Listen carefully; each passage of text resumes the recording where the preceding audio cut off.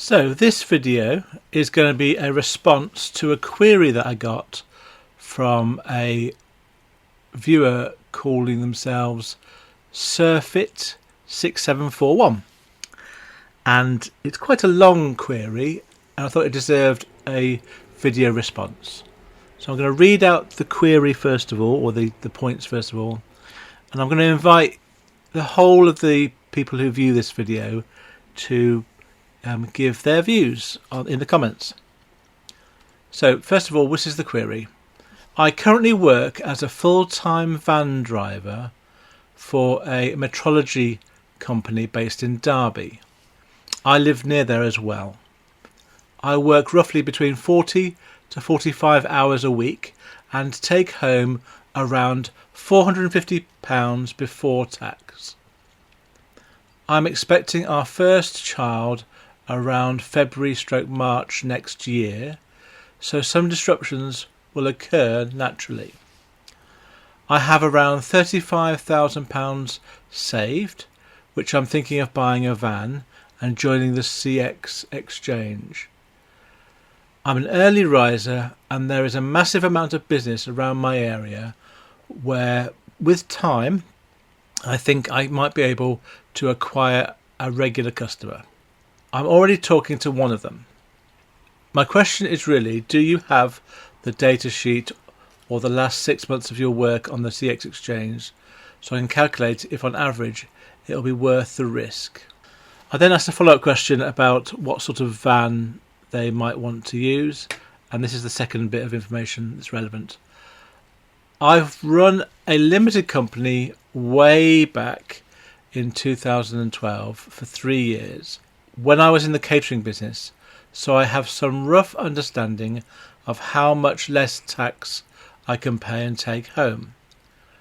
Van pick probably same as yours, either a crafter or a transit, but depending on how much of my savings I'll be willing to spend on the van, I might go for a Citroen Relay, as looking at the market they seem to be relatively cheap. So in response to this, I'm going to have to give quite a lot of caveats. And I don't really think me providing my income on the CX over the last 6 months is particularly helpful, because I've been doing a lot of that part-time. So I'm not going to specifically give a sort of data sheet or my last 6 months performance on CX, but I am going to respond in a way that I think is helpful. So the things that I've borne in mind, the factors that I think are important here are, they're many and they're varied, and these are the context for me giving the answer I am. The first thing is, this person has got £35,000 saved up, which, whether that was either saved or gifted, to me it doesn't matter. They've got that money there available to start. That's a really good amount, in my view, to get started. They can get themselves a very good van, get the cash flow sorted out, and then get all the insurances and equipment and memberships they need well within that sort of budget. I would suggest that 20,000 to 25 would be enough, but it depends on obviously the cost of the van you go for. If you were to go for a newer van, you might use all of that money up, but then you'd obviously have a newer van and you could then have less costs going forward. But probably not wise to use it all just to start this. That's the first thing. That's the first positive. The caveat to that is, I don't know if this person has any debts or not. If they've got credit card debts or if they've got loans outstanding, then clearly that isn't really 35,000 in savings, is it? It's just offsetting a debt. So I'm going to have to make an assumption here that the person doesn't have any unsecured debt. The second thing, which I think is in their favour, is they mentioned that they've run a limited company. This was back 13 years ago for 3 years. It was in catering. But despite it not being the same area, that would give them a really good background into understanding what it's like to run their own company. So not a lot is going to be very different in terms of running a limited company as a courier or a limited company as a catering service. Now, they may not choose to have a limited company for courier work, but there are lots of advantages in my mind as to why you might, and there are reasons why you might not. But personally, I do have a limited company. I'm fine with it. I like having it.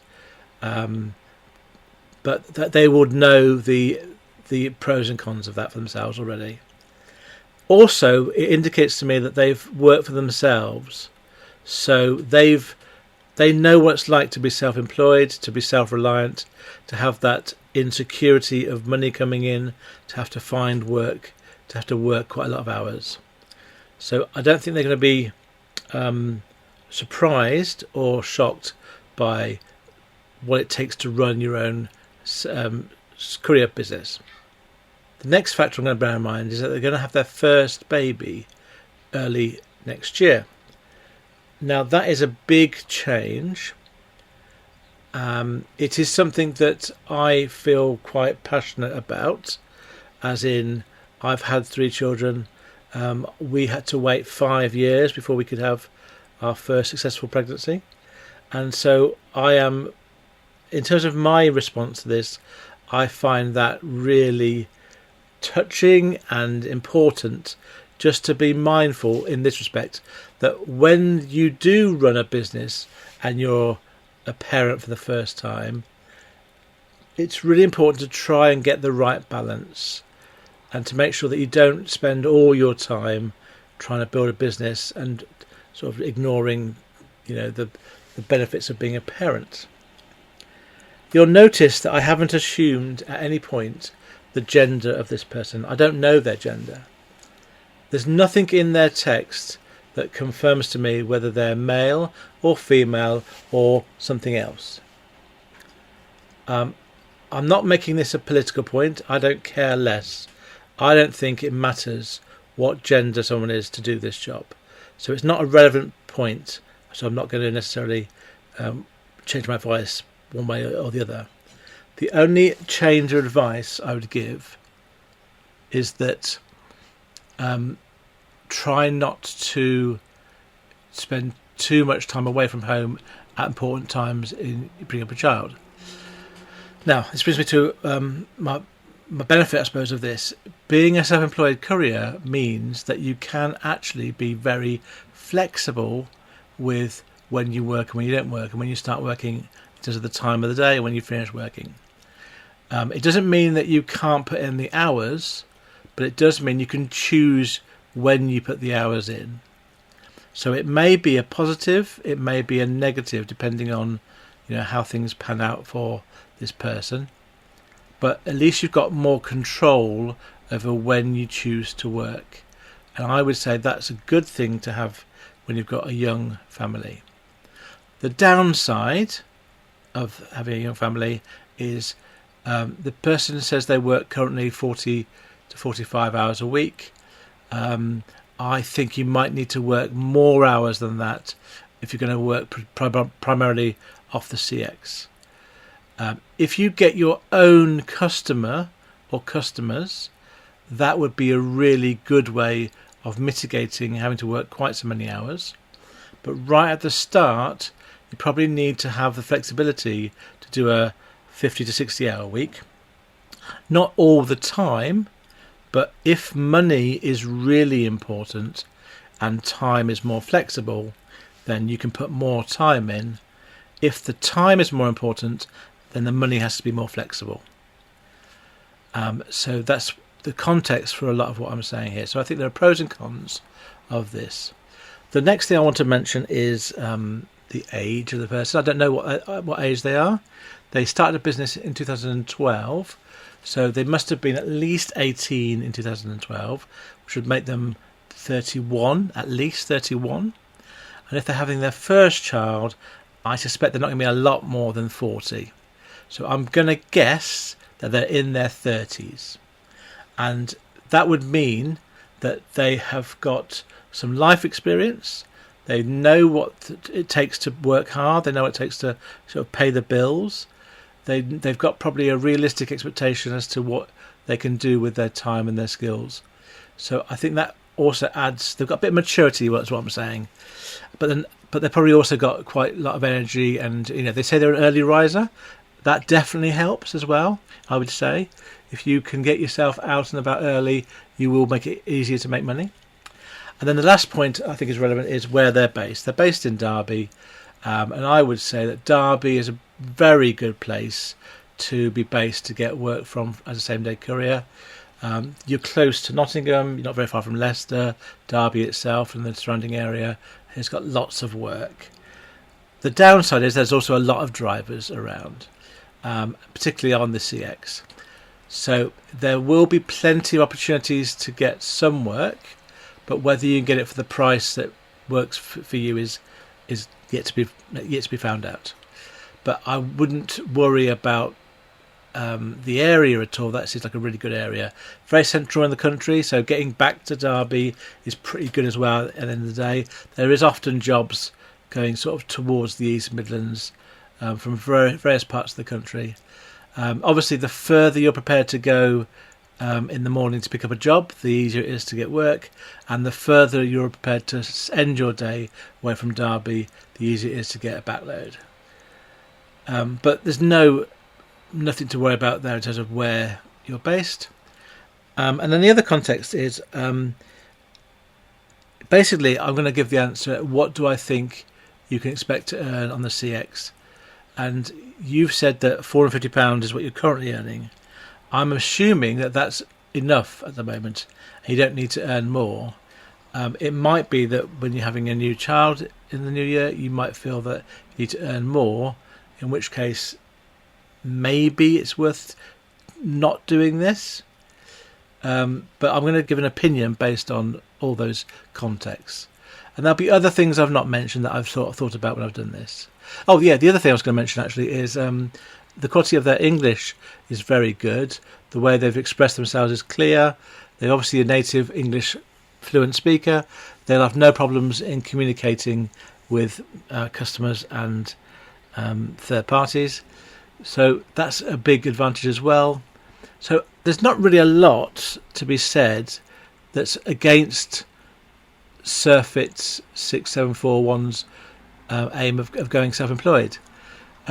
So only they would know if the £450 a week before tax is enough or not. And the question I'm going to answer is, could you make that as a self-employed same-day courier based on the context I've just explained? And my answer is going to be yes. I think you could definitely make enough money, providing you accept the ups and downs. There'll be some days where you make very little. There'll be some days where you make a bit more. You need to put in maybe more hours than you're currently working to get that amount. You probably do need to get your own customer to make it a bit easier. I personally don't need to do that, don't want to do that, but I think you looking for your own customer is a very good idea. And I would say, roughly speaking, if you want to earn £450 as an income per week on average, then you probably should be aiming for something like £1,000 gross a week. So that would come out as being £200 a day gross. The way I work that out is, if you take £450 as being your income, then if you add on about £400 for your business costs, that is an overestimate. You could probably go less than that. So that means £850 per week. And then you need to add on top of that the fuel. So you're probably looking at around about £200 in fuel a week, roughly. And so that comes to £1,050. But to be fair, I did overestimate the business cost slightly. So that's why I've said, in my view, if you were to average £1,000 a week gross, then you'd probably be okay. You're probably going to earn on average the same sort of amount that you're earning now. Now, I think it'd be really helpful for people to add in their own responses to this, and hopefully you'll get plenty of people adding something extra. But that's my take on the question you asked. I based it on basically what I earn. If I was to work full time from the area I am in, and I've based it on having the size van that I have, which you're saying let's get a similar size van. I think you'd have a lot less cost than I've got, because if you're going to get a nice new, a newer van, the maintenance will be a lot less than I pay on mine. But there's other things that you may not you may pay that I don't pay. So So that's my answer. From what you've said to me, if you're not enjoying working with the company you're doing at the moment, and there may be reasons why. That means you shouldn't do it as a self-employed career. But if it's just about not having the hierarchy and the structure, but you enjoy the job, then there's no reason I can see from what you said why you shouldn't give it a go. Particularly if you're going to try and find your own customer, particularly if you can work a few more hours, particularly if you can be flexible with the amount of money that you end up earning. You've got a lot of cash flow behind you to help you. But one last thing to mention. Having your child in February, March is not a bad time to have your first child, because January, February, March will be very quiet and you won't mind taking time off. You can take some time off in March and no one's going to really miss you. You're not going to lose out on much money. So there's a lot of positives. So that's my answer. I hope that's helpful. And anyone else who wants to add anything else, please do so. Cheers.